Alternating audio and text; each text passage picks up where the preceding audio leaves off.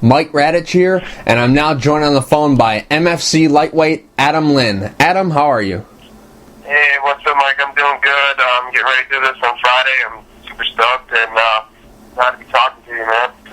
Adam, we'll get to your fight in just a second, but I want to look back to your last fight. That was a knockout of the night performance against Curtis DeMars. How'd you feel about the fight?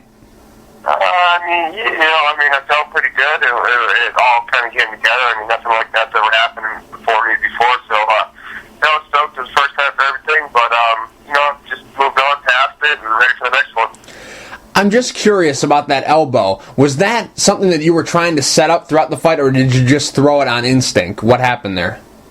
I set it up about 5 seconds before. You can see it in the tape. I kind of split my head to the left, and I don't know if I was trying to set up the elbow or throw a right hand, but I was just trying to time him coming in, and I don't know, like split second, it's just the elbow went off. We worked it for about a week, and the last week of training, come up to the fight, and it just kind of came together. Now looking forward, MFC 33 May 4th against Mukai Moromo. How's training been going for the fight?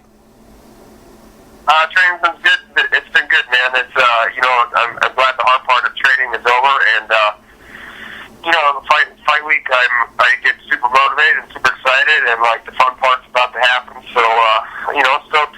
I can't wait to do it. I was on the internet looking around for some articles about the fight and stuff, and I saw some articles written about there's a little bit of bad blood going into this fight. Is there any on your end? I have no idea.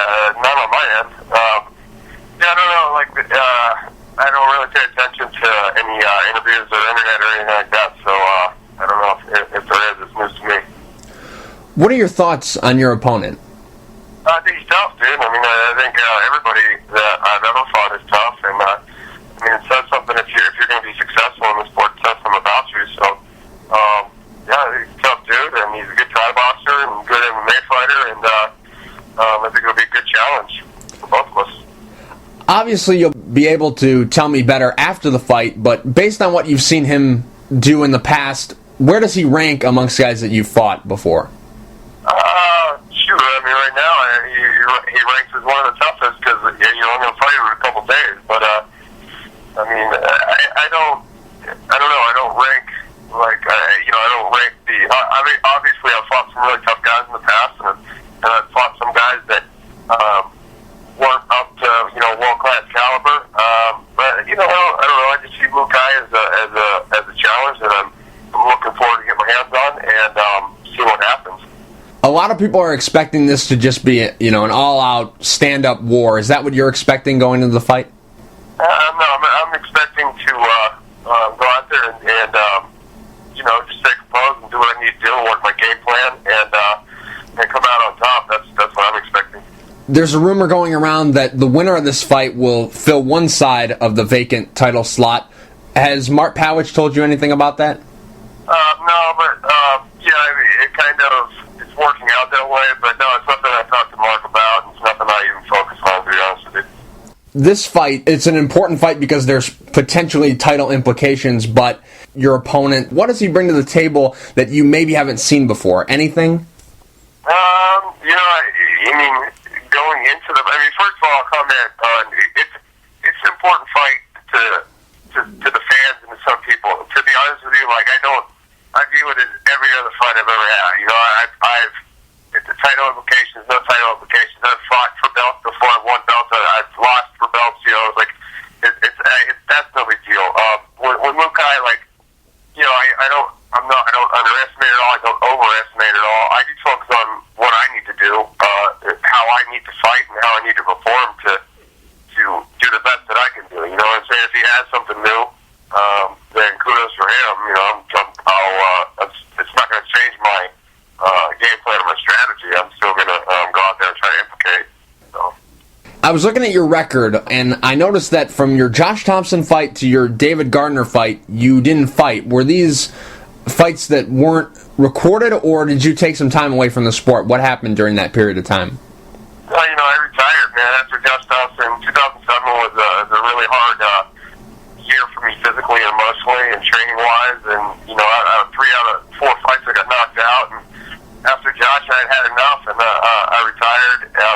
simultaneously, I had a good friend of mine that he was my coach that committed suicide. So it was right around that time that me and my training partners, we opened a new gym, and we were kind of focusing on that. And I just, like I said, I had enough of fighting, and I wanted to teach, and that became my passion. It still is my passion. So to answer your question, yeah, I mean, I took about 2.5 years off, and teaching just wasn't paying my rent. So I had to do what I had to do and start fighting again, and luckily I've been successful at it. So.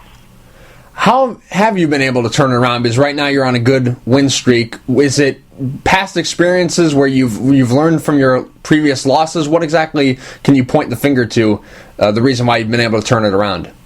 Yeah, I mean, there's definitely experience plays a big part in my game plans and just my fight strategy and stuff.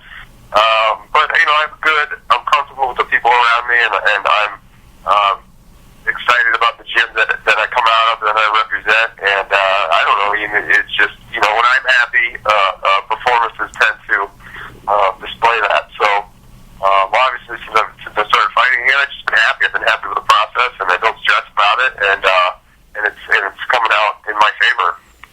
Are you still teaching? Yeah, I teach. Teaching is my job. I teach every day. I taught this morning. So fighting for me is just an extra thing, like I said, that I get to pay my rent with and pay my bills, and it's fun to do, and I'll do it as long as I have fun doing it. Where do you teach? Are you a middle school teacher, high school teacher? What subjects? No. I run a gym. I run an MMA gym. I see. Yeah. Oh, I see. Apologies, but I run a gym called Sunfighter MMA in Orange County, California, with a couple of my training partners that I've been with for going on 10 years. So, we're lucky we get to do it every day, and we're passionate about it, and sometimes we get to compete and win. I thought you meant like Rich Franklin, like school teacher. That's what I thought when you had retired. That's what you went to. That's what my mom does. My mom's a school teacher, man. It's not my cup of tea. Oh, that's what I thought you meant. Adam, do you have a prediction for the fight?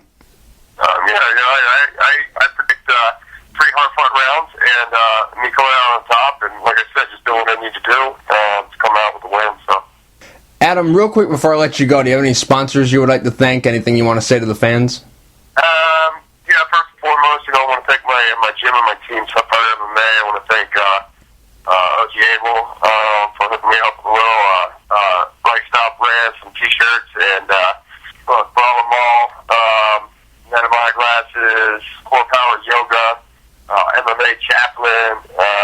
Thanks to all you guys.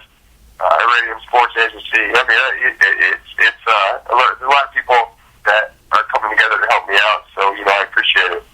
Adam, thank you for taking the time to talk. I really appreciate it. Good luck at MFC 33 against Mukai Moromo. Hey, no problem at all. Thanks for the interview, Mike.